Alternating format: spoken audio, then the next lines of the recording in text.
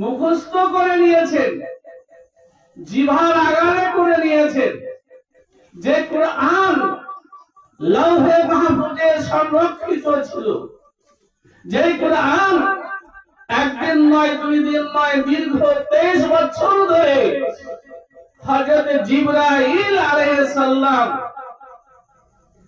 বহন করে আমার আপনার দয়াল নবীর উপরে এনেছেন।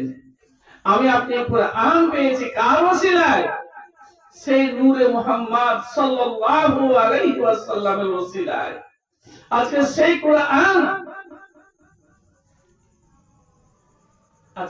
কোরআন, একটু চিন্তা করবেন, দিল মোর্দা হয়ে গেলে হবে?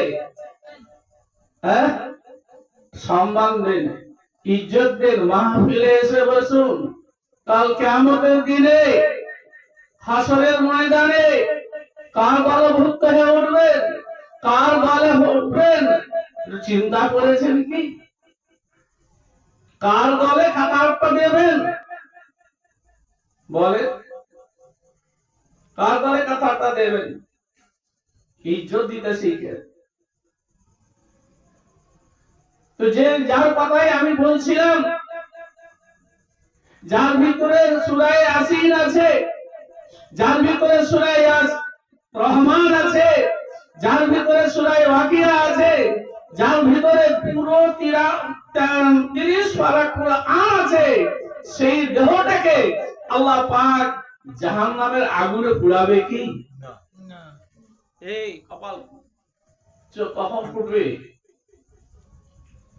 এত বলতে হবে? চোখ কখন খুলবে? ও বন্ধুরা, চোখ বন্ধ করে ঘুমিয়ে আছেন? চোখ বন্ধ করে ঘুমিয়ে আছেন? এইটুকু বাচ্চা আপনাদের পায়ের ধুলা লাগার জন্য, আপনাদের দোয়া লাগার জন্য গোটা গ্রামের মানুষকে, ছোট বড় সকলকে দাওয়াত করেছে। কথাটা বুঝবেন? আফসোস না, আজকে খেয়ে খেয়ে চলে যাবেন, খেয়ে খেয়ে চলে যাবেন। আমি মনে করি যারা খেয়ে খেয়ে খেয়ে খেয়ে ভালো শরীরে চলে গেল, মনে করি এদের খাসলতটা কুত্তার চাইতেও খারাপ। আমি মনে করি কুত্তার চাইতেও খারাপ। আল্লাহর শুকরিয়া আদায় করবেন না? সব সব খানাকে এক খানা ভেবে দিতে হয় না বাবা। এত কষ্ট করে, এত মেহনত করে বাবা ওয়াজ শুরু করিনি, একটু ওয়াজ করছি, ওয়াজ শুরু করিনি, একটু ওয়াজ করছি যে হযরত ইব্রাহিম আলাইহিস সালামের দরবারে এসেছিল মেহমান, মেহমান খানা খেয়ে খুব প্রশংসা করেছে। আর যেই প্রশংসা করেছে, হ্যাঁ হুজুর আপনার বাড়ির রান্না খুব ভালো, আপনার খাওয়া খুব রান্না খুব ভালো, হ্যাঁ খুব ভালো লাগলো, যে বলেছে বাস বলছে এক থাপ্পড়। ইব্রাহিম আলাইহিস সালাম এত জোরে থাপ্পড় মেরেছে। আচ্ছা বাপ, লোকটা কি খারাপ বলেছিল না ভালো বলেছিল? হ্যাঁ ভালো বলেছিল। হযরত ইব্রাহিম আলাইহিস সালাম বলেছিলেন ওই সময়, আলাম নাজআল্লাহু আইনাইনি ওয়া লিসানাও ওয়া শাফাতাইন। 30,000 রাগ আছে তোমার জিহ্বার মধ্যে। কত রাগ আছে? হ্যাঁ 30,000 রাগ আছে। এই 30,000 রাগে যত রকমের দুনিয়াবি খানা আছে, হ্যাঁ মিষ্টির স্বাদ আলাদা, ছানার স্বাদ আলাদা, লাল মিষ্টির স্বাদ আলাদা, রসগোল্লার স্বাদ আলাদা, ঘিয়ের স্বাদ আলাদা, দুধের স্বাদ আলাদা। ওই একটা দুধ থেকে কত রকমের খাবার আপনি পেলেন বলেন? এবং কোনটা কি খাচ্ছেন কে বলছে? কথাটা বলতে পারবে? কোনটা টক, কোনটা খট্টা, কোনটা মিঠা, কোনটা সেটা কেউ বলতে পারবে? এই জিহ্বার স্বাদ আল্লাহ আপনাকে দিয়েছে, বুঝবার মতন ক্ষমতা দিয়েছে। হ্যাঁ, সেই আল্লাহ পাকের শুকরিয়া আদায় না করে তুমি আমার শুকরিয়া আদায় করছো কমবাকার। কি বলেন, কার শুকরিয়া আদায় করবেন বলেন? আল্লাহ শুকরিয়া আদায় না করে কার শুকরিয়া আদায় করবেন? বাড়িওয়ালার, আল্লাহ হাফিজ সাহেবের? আল্লাহর শুকরিয়া আদায় করবেন। এই খানা কোনোদিন আপনি খেতে পাননি, আর পাবেন কিনা সন্দেহ। হজের খানা নয় বাপ, হ্যাঁ, চালিসা চাহারের খানা নয়, খাতনার খানা নয়, বিবাহের খানা নয়, নির্ভেজাল লিল্লাহি আপনা একজন হাফেজে কোরআনকে ওসিলা করে আপনারা খেয়ে গেছেন। আলহামদুলিল্লাহ। কে বাড়িতে আছেন, কে ঘরে আছেন, আল্লাহর শুকরিয়া আদায় করেন। আল্লাহ খুশি হবে। আল্লাহ যারা খুশি হবে তার ইহকালেও চিন্তা নাই, আখিরাতেও চিন্তা নাই।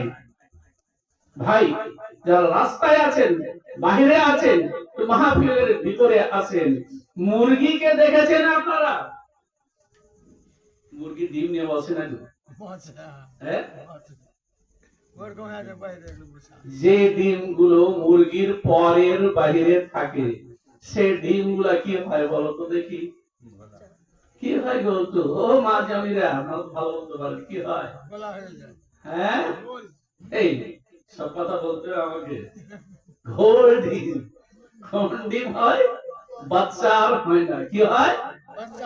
খাওয়া যায় না, ফেলবার সময় দুর্গন্ধ। কি বাবা, এই ইমানের মাহফিল, এই মাহফিলের বসুন, এই মাহফিলের দাম আছে বাবা। জানি না কতটা আপনাদেরকে বোঝাতে পারছি।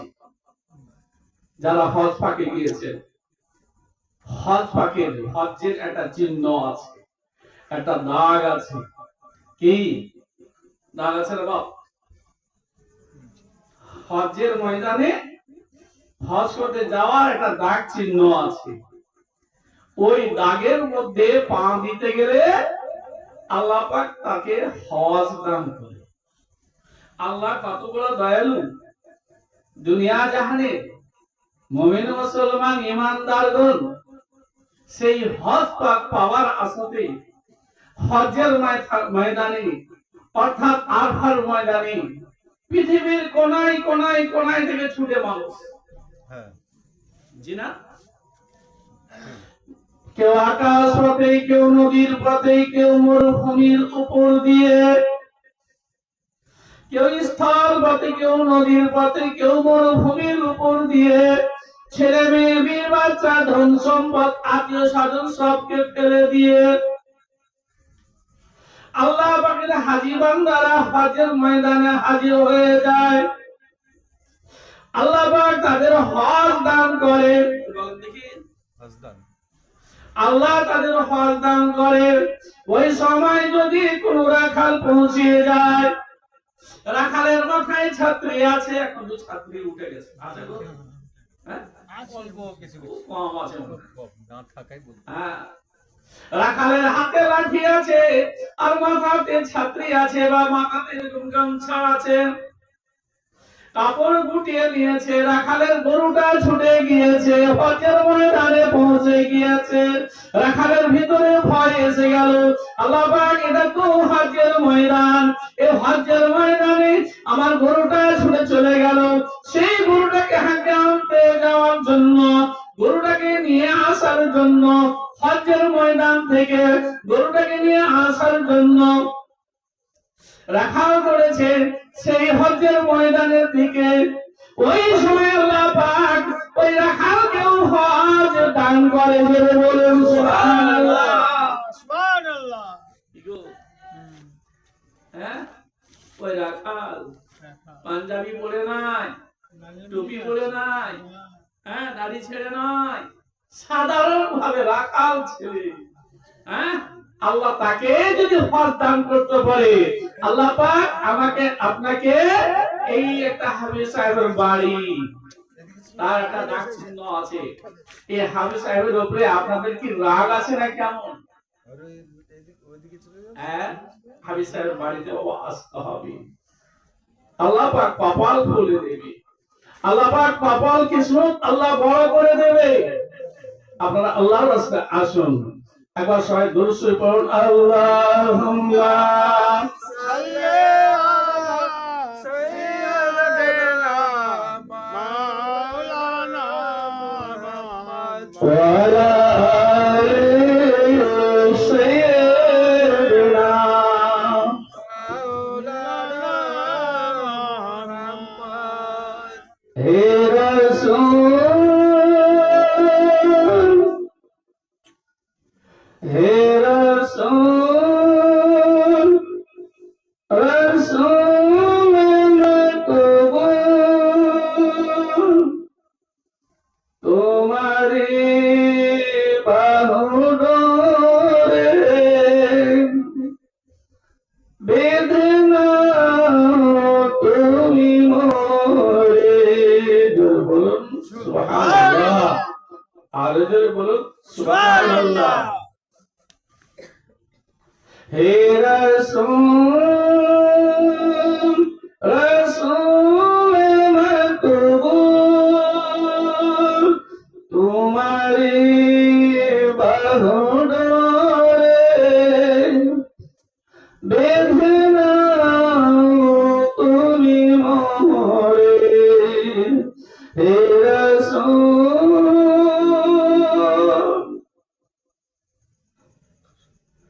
ইমানের রশি ধরে যেন যাই তোমার মাজারে। কার রশি ধরে? সুবহানাল্লাহ কার রশি ধরে? সুবহানাল্লাহ। ইমানের রশি ধরে। কার রশি ধরে? ইমানের রশি ধরে। ইমানের রশি ধরে যেন যাই তোমার মাজারে। রাত দিন কেটে যায়, রাত দিন কেটে যায় তোমারি সেবা করে। হে রাসূল বলেন, হে রাসূল, রাসূল মাকবুল, তোমারি বাহু ডোরে বেঁধে নাও তুমি মোরে। আমি হাই গুনাহগার, আমি হাই গুনাহগার, তোমার উম্মত। জোরে বলুন সুবহানাল্লাহ, আর জোরে বলুন সুবহানাল্লাহ। নারে তাকবীর, নারে তাকবীর।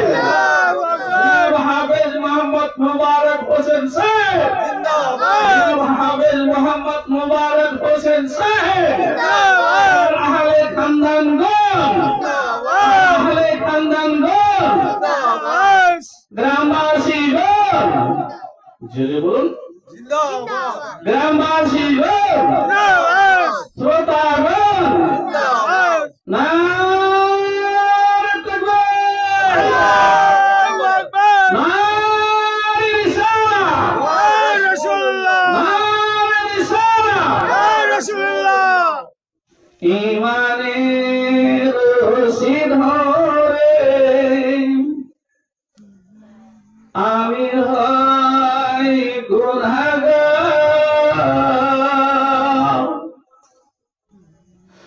তোমার উম্মত। আমি হই গুনাহগার, তোমার উম্মত। বাঁচে নাও, বাঁচে নাও, বাঁচে নাও তুমি মোরে। হে রাসূল, হে রাসূল,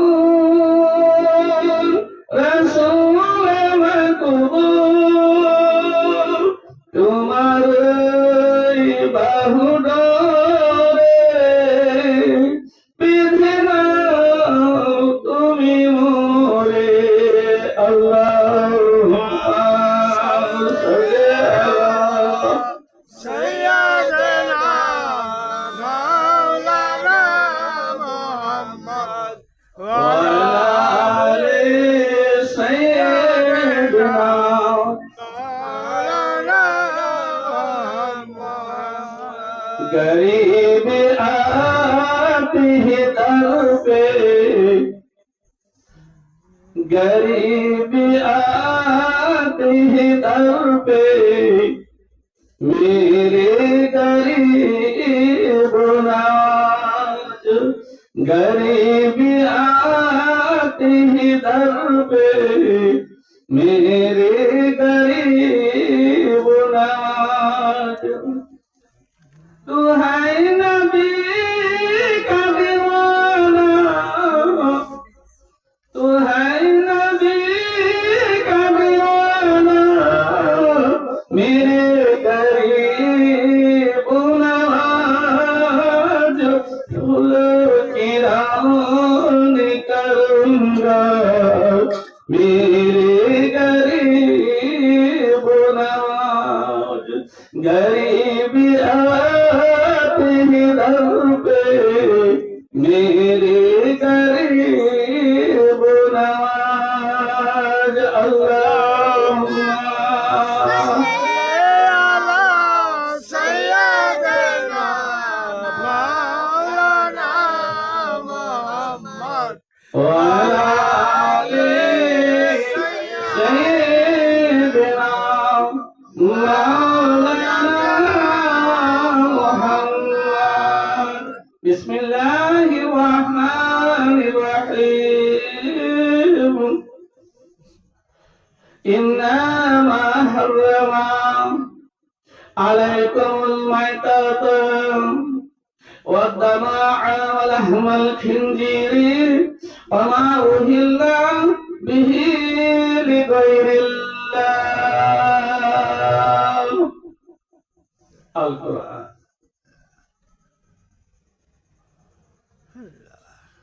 আল্লাহ রাব্বুল আলামিন বলেন ইন্নামা হারামা নিশ্চয় আমি হারাম করেছি আলাইকুমুল মাইতাতা মরা পশুর গোশত খাওয়া হারাম করেছি ওয়াদ্দামা খুন খাওয়া হারাম করেছে ওয়ালাহমাল খিনজিরে শুয়োর খাওয়া হারাম করেছে কি বললাম বাপ খিঙ্গিরে খিনজির মানে কি গো শুকর ছানা অনেক মারা দেখেছি ভিডিওর নাম খিনজি কি নাম রেখেছে কি নাম রেখেছে খিঙ্গির কি নাম না খিঙ্গিরে খিনজির মানে কি হ্যাঁ খিঙ্গির মানে কি রে শুয়োর বুঝতে পারলে यार वो आज হ্যাঁ অনেক মারা নাম রেখেছে ছেলের নাম কি বলতো আবু জেহেল কি নাম রেখেছে আবু জেহেল আবু জেহেল কি মুশকিল ব্যাপার হাজি বান্দা হজ করে এসেছে হাজি বান্দা হজ করে এসেছে আর গ্রামের মানুষ ছোট বড় সবাই ধরে ফেলেছে হাজি সাহেব হজ করে এসেছে আল্লাহ পাক হাজি সাহেবকে ধন দিয়েছে ফোন দিয়েছে ধন খরচ করে হজ করেছে আল্লাহ তাকে হজ দান করেছে আর সবাই এসে ধরেছে হাজি সাহেব দোয়া করলে দোয়া কবুল হলো কি গো হ্যাঁ এরকম হয় না তখন ইমাম সাহেবরা ফের আলেমরা ফের হাফেজরা ফের তখন কে দোয়া করবে হাজি সাহেব কে দোয়া করবে হাজি সাহেব হাজি সাহেব দোয়া করবে কথা বুঝবার চেষ্টা করে কে দোয়া করবে হাজি সাহেব ওখানে ইমাম সাহেব ফেল ওখানে আলেম সাহেব ফেল মুফতি সাহেব ফেল হাফিজ সাহেব হাফেজে কোরআন ফেল কে দোয়া করবে হাজি সাহেব হাজী সাহেব দোয়া করতে আরম্ভ করেছেন, দোয়া করতে আরম্ভ করেছেন, আমার রাসূলের নাম নিয়েছেন, সাথীদের নাম নিয়েছেন, মা বাপের নাম নিয়েছেন, সকলের নাম লওয়ার পরে বলছে আল্লাহ আবু জেহেলের মুখে পাকে সওয়াব পৌঁছে না। কি বলে নাউজুবিল্লাহ সুবহানাল্লাহ। এই আবু জেহেলের নামে কখনো দোয়া হয়? আয়ো, সে তো মক্কারই মানুষ, সে তো মক্কারই মানুষ, আবু জেহেলের নামে দোয়া হয়? কি হলো সর্বনাশ, বলো দেখি। সর্বনাশই তো হলো। হ্যাঁ, হলো না। সর্বনাশ নয়। তাই বন্ধুরা হাদিস পাক উল্লেখ করে বলেছেন চাঁদ এবং সূর্য, চাঁদ এবং সূর্য আমাদিগকে অন্ধকারে ফিরিয়া অস্তমিত হয়ে যায়, তখন আমাদের কিসের দরকার হয়? এ বাবা এখন চাঁদ আছে গো, সূর্য আছে, চাঁদও নাই, সূর্যও নাই, কিসের দরকার? লাইটের, মোমবাতি কিংবা চিরাগ, চিরাগ কিংবা লণ্ঠন। লণ্ঠন সহজে বিদায় করতে পারবেন, এত সহজ নয়। চিরাগ সহজে বিদায় করতে পারবে না, দরকার হবে কারেন্ট চলে গেলে চিরাগ জ্বলিত, মোমবাতি জ্বলিত হবে। এই হেলা ফেলা করলে হবে না, এই গ্রামের ইমাম বলে হেলা ফেলা করলে হবে না, গ্রামের হামিদ বলে হেলা ফেলা করলে হবে না। এদের ভিতরে আলো আছে, কিঞ্চিত পরিমাণ আলো দিয়ে আখিরাতের রাস্তা, কবরের রাস্তা, ফুলসিরাতের রাস্তা, মিজানের রাস্তা, জাহান্নামের রাস্তা, বেহেশতের রাস্তা, এই হাফেজে কোরআনকে দিয়ে, এই আলেমকে দিয়ে, আল উলামা ওয়ারাসাতুল আম্বিয়া, এদেরকে দিয়ে, এদের পথ ধরে, এদের হাত ধরে আল্লাহর দয়ার জান্নাত করবে। জোরে বলুন সুবহানাল্লাহ। এই চারটি খালা ব্যাপার পেলে নাকি? হ্যাঁ, সম্মান দিতে শিখনি, সম্মান দিতে শিখনি, কপাল পুড়ে যাবে।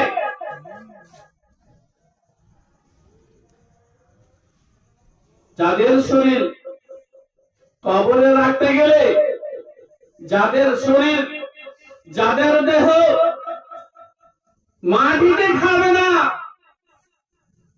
কোরআন আগুনে পুড়বে না, কোরআন পানিতে ডুববে না, সে একটা কোরআনকে বুকে করে নিয়ে আছে, আখিরাতে পার হবে। বন্ধু, সেই কোরআনকে বুকে করে নিয়ে চলে গেল, আল্লাহ পাক ওই বান্দাকে জাহান্নামের আগুনে দেবে? এই বলেন না, হানা বলেন, জোরে বলেন, দেবে না। হ্যাঁ বন্ধুরা, সাথীরা, চাঁদ এবং সূর্য আমাদিগকে অন্ধকারে ফেলিয়া, চাঁদ এবং সূর্য আমাদিগকে অন্ধকারে ফেলিয়া অস্তমিত হয়ে যায়, তখন আমাদের চিরাগের দরকার হয়। গোলাপের বাগান যদি নষ্ট হয়ে যায়, গোলাপের বাগান যদি নষ্ট হয়ে যায়, গোলাপের বাগানে যেতে হয়, গোলাপের যদি দরকার হয়, গোলাপের বাগানে যেতে হয়। আর গোলাপের বাগান যদি নষ্ট হয়ে যায়, তাহলে গোলাপের পানি দ্বারা তার প্রয়োজনীয়তা মিটিয়ে নিতে হয়। সুবহানাল্লাহ।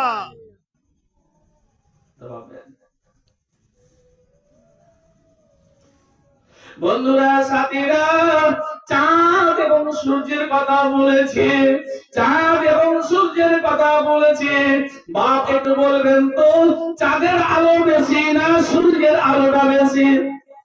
একটু হানা বলে, কার আলো বেশি? সূর্যের আলো বেশি। চাঁদ, চাঁদ এবং সূর্য, বন্ধুরা বলেন তো দেখি, সূর্যের আলোটা বেশি না আমার নবীর আলোটা বেশি? এই বলেন, জোরে বলেন, জোরে বলেন, নবীর আলো। হ্যাঁ, নবী আল্লাহ, নবী আল্লাহ। বন্ধুরা, সাথীরা, মায়েরা বোনেরা একটু মাথা ঠান্ডা করে বুঝবার চেষ্টা করেন। জানি না কতটা কি আপনাদের বুঝাইতে আমি পারছি। বন্ধুরা, সেই চাঁদের আলো এবং সূর্যের আলো বেশি না আমার নবীর আলোটা বেশি? নবীর আলো।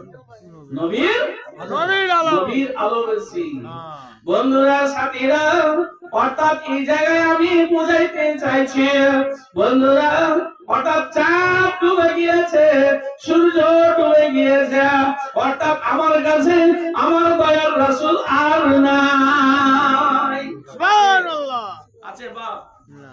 আমার নবী বেঁচে আছে। হ্যাঁ, সূর্য ডুবে গিয়েছে, বন্ধু চাঁদের কথা আমার দয়ার রাসূল বলেছেন, ও আমার উম্মতানিরা, ও আমার উম্মতানিরা, বন্ধুরা, আমার নবী বলেছেন, ও আমার উম্মতানিরা, আমার নবী আমার সাহাবাদের কথা বলি, আমার সাহাবাদের কথা আমি একটু বলি। চাঁদের গায়ে দাগ আছে, কিন্তু আমার সাহাবা হুজুরদের গায়ে কোনো দাগ নাই। সুবহানাল্লাহ। কি বলে? চাঁদের গায়ে দাগ আছে, দাগ। কিন্তু রাসূলের সাহাবাদের গায়ে দাগ নাই। কোনো দাগ নাই। সূর্যের দাগ আছে, চাঁদের দাগ। চাঁদেরও দাগ আছে। মাথায় বুঝতে পারছেন? বন্ধুরা, সাথীরা, আজকে আমার কাছে নবী নাই, আজকে আমার কাছে নবীর সাহাবারা নাই। বন্ধুরা, সাথীরা, আজকে ইমাম আযম আবু হানিফা রাহমাতুল্লাহ আলাইহি নাই, আজকে আমাদের কাছে হযরত বড় পীর আব্দুল কাদের জিলানী রাহমাতুল্লাহ আলাইহি নাই, আজকে আমাদের কাছে চার ইমাম হুজুররা নাই, আজকে আমাদের কাছে হাফিজে কুরআন হযরত খাজা মঈনুদ্দিন চিশতি রাহমাতুল্লাহ আলাইহি পায়ের পেট থেকে 6 বছর বয়সে তিনি হাফেজে কুরআন হয়েছিল। আজকে যে হাফেজে কুরআন খাজা মঈনুদ্দিন আজমেরি হুজুর তিনি আমাদের কাছে নাই। হযরত আকিস সিরাজ রাহমাতুল্লাহ আলাইহি যার মাজার শরীফটা আমাদের চোখের সামনেই রয়েছে বাপ, আজকে সেই শহরের মধ্যে আজকে মালদা জেলা একটা আলেমের দেশ ছিল, আমাদের মালদা জেলা একজন ওলির দেশ ছিল, আমার মালদা জেলা একজন বিখ্যাত শহর ছিল, তারা ভারতবর্ষের মধ্যে সবচেয়ে বড় বিশ্ব বিখ্যাত শহর ছিল, যেই শহরের মধ্যে লাল বিক্রি হতো, মতি বিক্রি হতো, হীরা বিক্রি হতো। আজকে সেই গাঁও শহরটা আজকে ধ্বংস হয়ে গিয়েছে, আজকে গাঁওটা মাটির সঙ্গে মিশে গিয়েছে। আমার চেয়ে আপনারা বেশি ভালো বলতে পারবেন, কারণ আপনারা হলেন গাঁও শহরের মানুষ। সুবহানাল্লাহ। আমার থেকে আপনারা ভালো বলতে পারবেন না? হুম। হ্যাঁ, ভালো বলবেন। তার নিদর্শন দেখতে পাই গাঁওয়ের মধ্যে কত ফাঁকা ফাঁকা মসজিদ আছে বাপ। আজকে আদিনা মসজিদ দেখুন, আজকে বিরানবী দরবার শরীফের মসজিদটা দেখুন। বন্ধুরা, সাথীরা, আজকে আদিনা মসজিদটা দেখুন, আজকে চামচিকা মসজিদ দেখুন, বড় মদিপুর সরগম্বুজের মসজিদটা দেখুন, আজকে পান্ডুয়া শরীফের কথা বলছি, আজকে শাহ নিয়ামতুল্লাহ রাহমাতুল্লাহ আলাইহির মসজিদটা দেখুন। বাদশাহী মসজিদ ছিল, আজকে যে মসজিদে কোরআনের আইন মোতাবেক বিচার আদালত হতো। আলেমের দেশ ছিল না, আজকে সেই আলেমের দেশ আল্লাহ করে আবার আল্লাহ আমাদের খিলক এটুকু আবার আল্লাহর কাছে দরখাস্ত। হ্যাঁ, ভালো একজন নাইব, ভালো একজন সরদার গ্রামে গ্রামে হোক, একটা গ্রামে একটা সরদার যদি জান্নাতি হয়ে যায়, গোটা গ্রামের সরদারটা গোটা গ্রামটা জান্নাতি হয়ে যাবে। জয় বলুন সুবহানাল্লাহ। একটা জান্নাতি সরদারের অর্ডার হবে এই, যে মেয়েরা রাস্তা পথে শহরে বাজারে বেশভূষা ভাবে, অনিয়ম ভাবে, বিশৃঙ্খল ভাবে গাঁও খালি ভাঙা রেখে হাটে বাজারে বাজার করতে যাবে, সেই নারীদের আমরা জানাজা বলবো না। বলতে পারে না? সুবহানাল্লাহ। বলতে পারে না একটা সরদার? একজন সরদার হুকুম করতে পারে না? হ্যাঁ, হ্যাঁ। কি বাপ? হুকুম করতে পারে। করে। বরখাবিহীন ঘুরবে, বরখাবিহীন ঘুরবে, খালি মাথায় ঘুরবে, খালি গায়ে ঘুরবে, লাগাম ছাড়া ঘোড়া হয়ে ঘুরবে, শরীয়ত হারা হয়ে ঘুরবে, কোরআন হারা হয়ে ঘুরবে, হাদিস হারা হয়ে ঘুরবে, নবীর হুকুম হারা হয়ে ঘুমবে, আজকে ওই নারীদের আমরা জানাজা পড়ব না। এই সরকার হুকুম করতে পারে না, পারে এই সরকার এটা আইন করতে পারে না। হ্যাঁ পারে আরে পারে না। এক কথাই বলেছি বাপ, যে একটা গ্রামের সরদার যদি জান্নাতি হয় তাহলে গোটা গ্রামটাই কি হবে? জান্নাতি হবে। জান্নাতি হবে। জোরে বলুন সুবহানাল্লাহ। জান্নাতি সরদারের দরকার আছে না নাই? আছে আছে বাপ। আছে। হ্যাঁ, গ্রামের জান্নাতি সরদার দরকার আছে না নাই? হ্যাঁ বন্ধুরা, সাথীরা, আমার রাসূল যখন অসুস্থ হয়ে যায়, আমার রাসূল যখন অন্তিম কাল হয়ে যায়, আমার রাসূল সাল্লাল্লাহু আলাইহি ওয়াসাল্লাম বলেন আম্মা জান আয়েশাকে, তো আয়েশা আমার শরীরটা দুর্বল হয়ে গিয়েছে, আমি মসজিদে যেতে পারছি না, তোমার আব্বা আবু বকরকে আমার পক্ষ থেকে আমার পরে আমার নামাজটা যেন পড়িয়ে দেয়, নামাজটা যেন পড়িয়ে আদায় করিয়ে দেয়।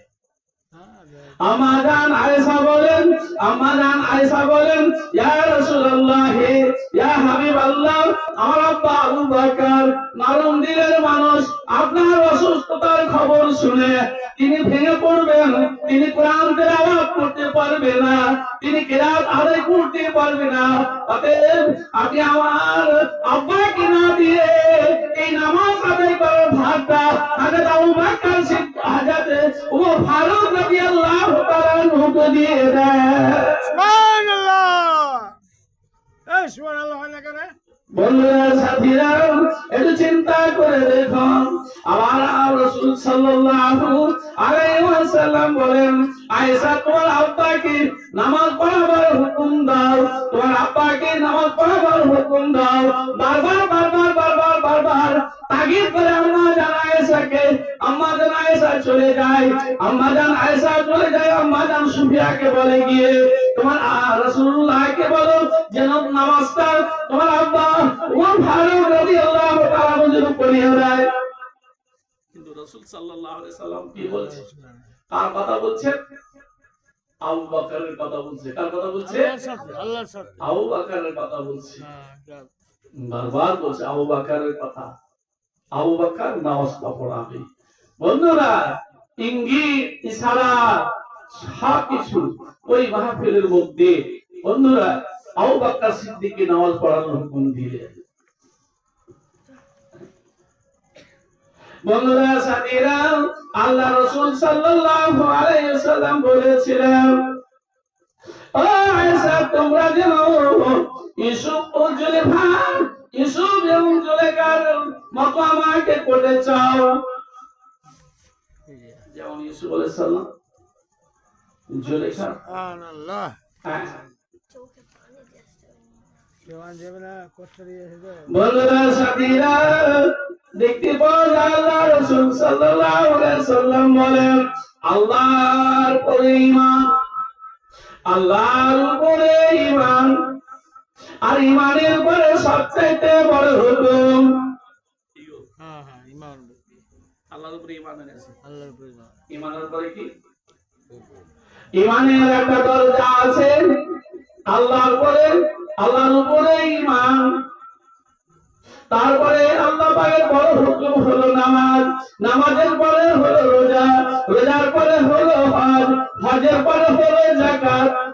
বন্ধুরা, সাথীরা, ঈমানের একটা দরজা আছে, নামাজের একটা দরজা আছে, রোজার একটা দরজা আছে, যাকাতের একটা দরজা আছে, হজের একটা দরজা আছে, জিহাদের একটা দরজা আছে।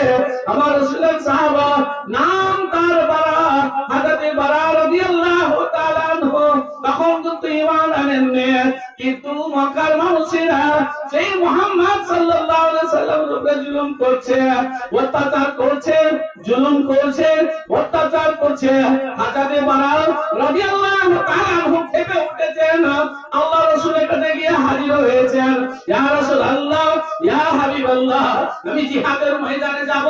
ওই আবু জেহেলের দলেরা, আবু জেহেলের দুশমনেরা, আবু জেহেল সেই জিহাদের ময়দানে যুদ্ধ করার জন্য তৈরি হয়েছে। ইয়া রাসূলুল্লাহ, বলেন আমি আগে জিহাদের ময়দানে যাব না আগে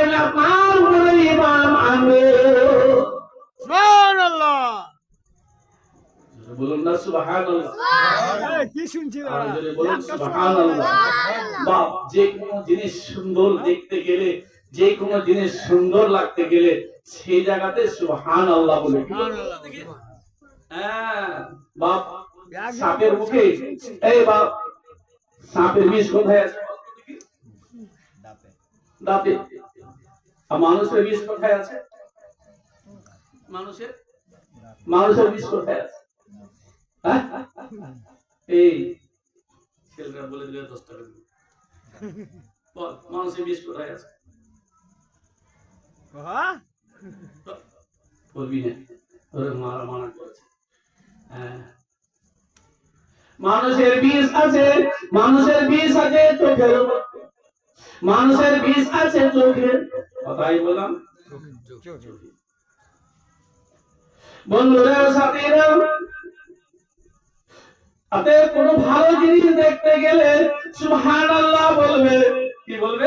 সুবহানাল্লাহ। গাছে যদি কোনো ফল থাকে, বাড়িতে যদি কোনো সুন্দর বাচ্চা থাকে, বাচ্চাদেরকে দেখলে অনেক সময় মানুষের মুখ বাড্ডা খারাপ, চোখ বাড্ডা খারাপ, বাপরে বাচ্চাটা কত সুন্দর। গেলো বাচ্চা কত সুন্দর। একটা সুন্দর রূপসী নারী শহরে বাজারে ঘুরে, হাটে বাজারে যায়, খালা মামুর বাড়ি যায়, অনেক ছেলেরা বলে, অনেক দুষ্কৃতীরা বলে, বাপরে মেয়েটা সুন্দর। দেখবি ওই মেয়েটাকে ডাইরেক্ট মেয়ে বলো না, মাল মাল এই যুগটা হয়ে গেছে দাদা। দিয়েছে। হ্যাঁ, হ্যাঁ, ঠিক তো বলছি। এই কারণে সুন্দর জিনিসকে চুপ কর। সুন্দর করে সুন্দর জিনিসকে বাবা ঢেকে রাখো, সুন্দর জিনিসকে ঢেকে রেখো। যদি বা কোন সুন্দর জিনিস দেখো তাহলে কি বলবে? সুবহানাল্লাহ বলবে। কি বলবে? আলহামদুলিল্লাহ। সুবহানাল্লাহ, মুখ থেকে বাবা পয়সা লাগবে না। সুবহানাল্লাহ বললে মানে একটা বিরাট একটা দায়িত্ব আদায় হয়ে যায়। যদি কেউ বলে সুবহানাল্লাহ সুবহানাল্লাহ সুবহানাল্লাহ, কিছুই জানি না, কিছুই জানি না, কিছুই জানি না, সুবহানাল্লাহ সুবহানাল্লাহ বলে আল্লাহু আকবার সিজদা করলাম, সুবহানাল্লাহ সুবহানাল্লাহ বলে রুকু করলাম, সুবহানাল্লাহ সুবহানাল্লাহ বলে সিজদা করলাম, আপনি নামাজ কাজা থেকে বেঁচে যাবেন। আপনার নামাজ কাজা হবে না, আপনার নামাজটা কাজা হবে না। 40 দিন পর্যন্ত আপনার নামাজ হবে, তারপরে আপনাকে শিক্ষার কথা বলেছে। যাই হোক বন্ধুরা, আমার রাসূলের সাহাবা নাম তার বারা, সেই বারা বলেন, ইয়া রাসূলুল্লাহ, আমি জিহাদের ময়দানে যাব, আপনার হাতে যে কলমা পড়ব। আল্লাহ রাসূল সাল্লাল্লাহু আলাইহি সাল্লাম বলেন, ও বাবা বারা, আগে তুমি আল্লাহর উপরে ঈমান আনো, আগে ঈমান আনো, তারপরে তুমি জিহাদের ময়দানে যাও। কি গো, আল্লাহর উপরে আগে ঈমান আনবে, আগে জিহাদের ময়দানে যাবে? আগে ঈমান আনতে হবে। হ্যাঁ বন্ধুরা, সাথীরা, কোন মানুষ যদি মনে করে আপনাকে দোয়ার কথা বলে, আপনাকে যদি দোয়ার কথা কষ্ট দেয়, আপনি যদি ছেলের জন্য দোয়া করেন, আপনি যদি স্বামীর জন্য দোয়া করেন, আপনি যদি বাপের জন্য দোয়া করেন, আপনার ভাইয়ের জন্য দোয়া করেন, কোন মুসিবতে পড়ে গিয়েছেন, জেহেল খানাতে পড়ে গিয়েছেন, দুষ্কৃতীর হাতে পড়ে গিয়েছেন, বিপদে পড়ে গিয়েছেন, আপনাকে দোয়া করার কথা বলেছে, বাপ আমার বলেন তো, আগে নামাজ আদায় করবেন, আগে দোয়াটা আদায় করবেন? নামাজ এ আগে নামাজ, তারপর কোনটা করবেন? এই বাপ, সিঁড়ি ছেড়ে দিয়ে ছাদে উঠবেন, সিঁড়ি ছেড়ে ছাদে যাবেন। হ্যাঁ বলেন তো দেখি, আগে দরগাতে যাবেন, দরগার হুজুরের মাজারে যাবেন, না আগে মসজিদে যাবেন? আগে মসজিদে কোনটা যাবেন? হ্যাঁ বন্ধুরা, সাথীরা, নারী হও আর পুরুষ হও, যাই হও না কেন, যখন এরকম বিপদে পড়ে গেছেন, স্বামী অসুস্থ হয়ে গিয়েছে, স্বামী বিপদে পড়ে গিয়েছে, বাড়ির কোনো মানুষ বিপদে পড়ে গিয়েছে, এমন সময় এমন রোগ এসে গিয়েছে, তখন আপনি আগে কি করবেন? আপনার কাছে মানুষ দোয়া চেয়েছেন, দোয়ার প্রাপ্তি হয়েছে, আগে আল্লাহকে চিন্তা করুন। ইয়া আইয়ুহাল্লাযীনা আমানু ওয়াসজুদু আ'বুদু রাব্বাকুম ওয়াফআলুল খায়রা লাআল্লাকুম তুফলিহুন। কত সুন্দর কথা।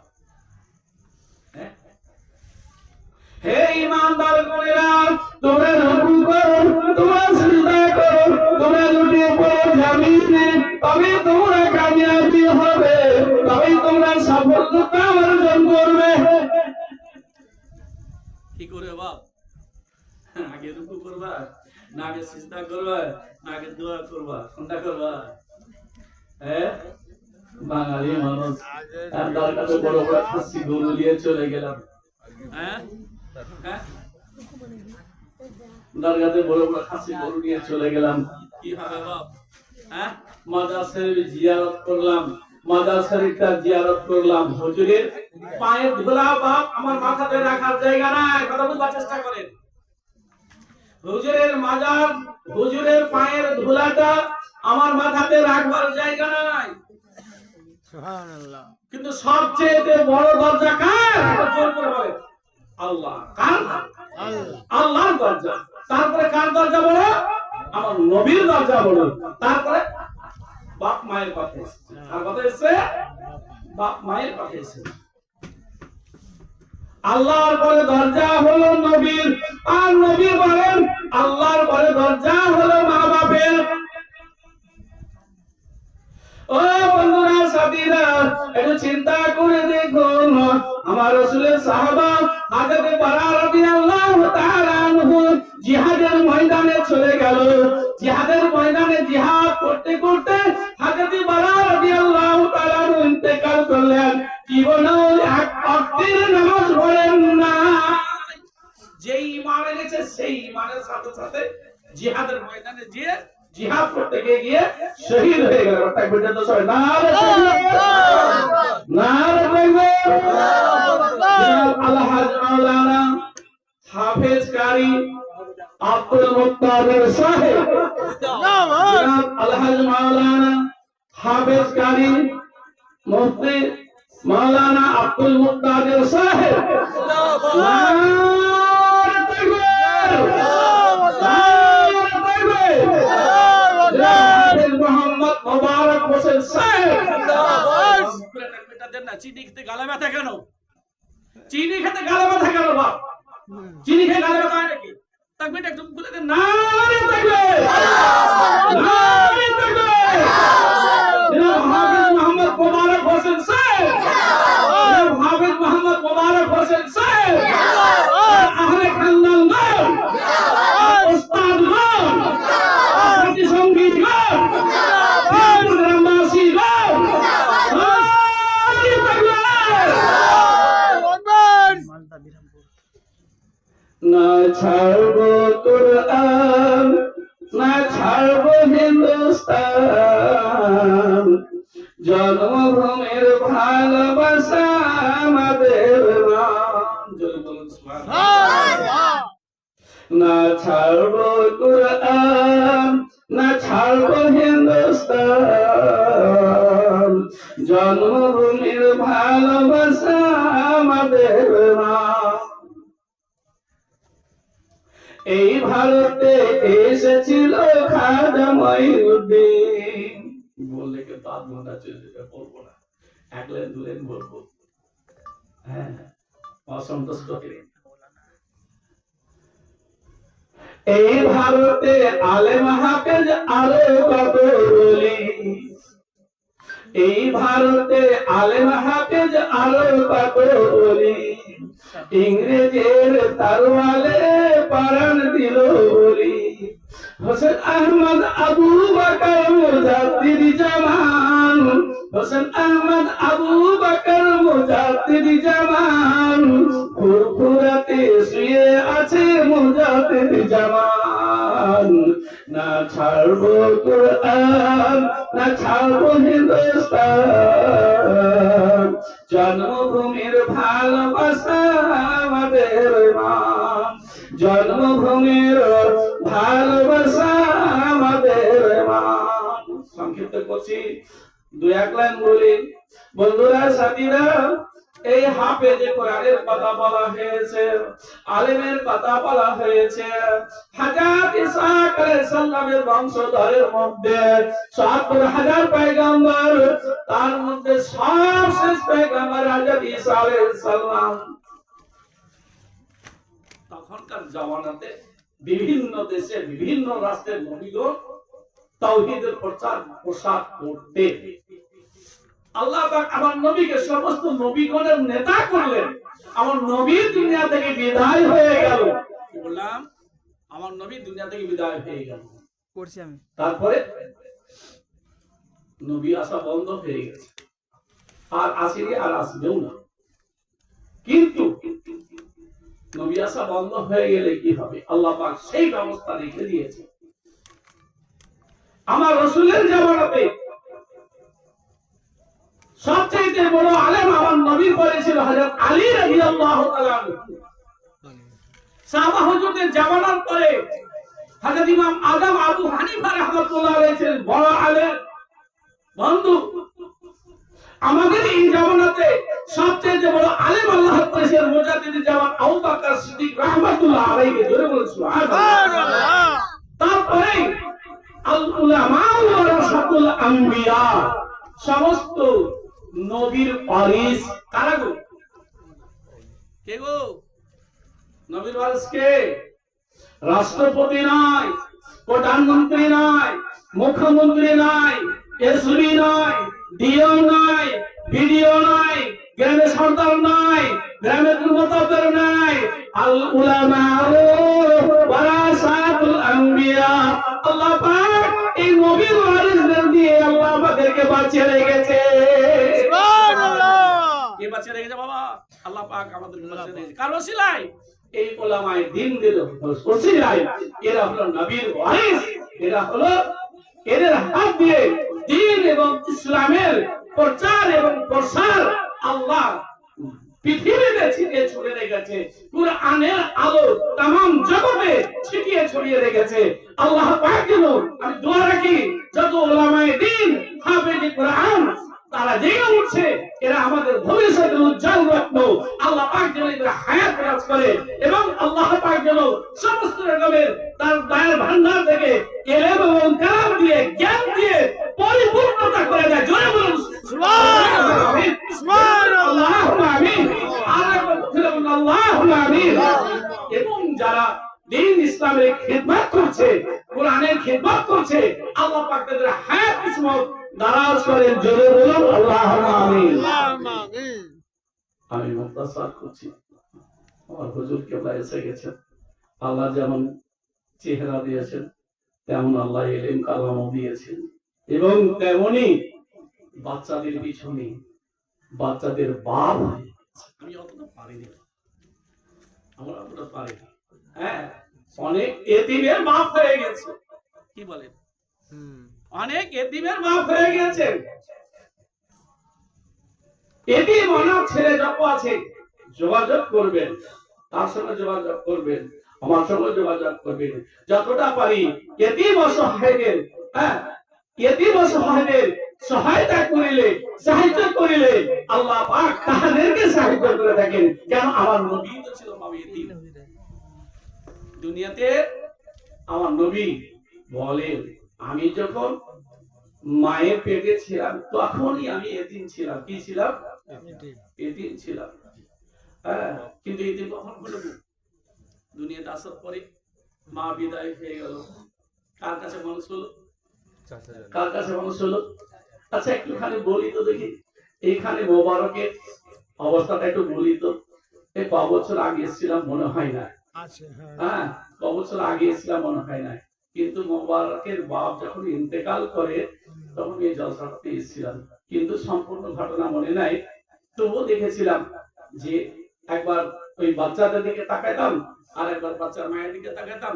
কিন্তু আজকে দেখো, সবচেয়ে বড় আনন্দ, আর সেই দিনে এত দুঃখের কষ্ট দিন ছিল সেই সময়টা, যারা আমি এই ছোট ছোট বালকদেরকে নিয়ে কিভাবে দিন কাটাবো, কেমন করে সংসার চালাবো, কেমন করে আমার এই জীবন কালকে আমি টিকিয়ে রাখবো, আল্লাহ তার হেফাজত করেছে।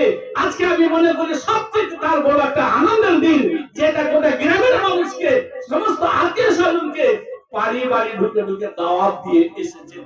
একটা মনের আনন্দ কত বড় বড় দেখি। হে আল্লাহ, তুমি এই আনন্দটাকে কবুল করো। জোরে বলো আল্লাহুম্মা আমিন। ভাই, তো আল্লাহ রাসূল কি বলেন যে আমার জীবনে সবচেয়ে, হ্যাঁ, এতিম কাল গেছে। আবার কখন? আমার নবী যখন মায়ের পেটে ছিল। আর তারপরে কিন্তু আমি এতিম ছিলাম না কি ছিলাম আমি বুঝতে পারি, কারণ আমার চাচা ছিল খুব ভালো। আমি যতদিন নাবালক ছিলাম, যতদিন আমার চাচা বেঁচে ছিল, আমার কোন সময় আমাকে দুঃখ কষ্ট কিছুই দেয়নি। এত চাচা পৃথিবীর মধ্যে, এত সুন্দর চাচা, এত ভালো চাচা পৃথিবীতে আর কেউ হবে কি হবে না আমি জানি না, কিন্তু আমার চাচা খুব ভালো ছিল। কি গো, এই দৃশ্যটা এই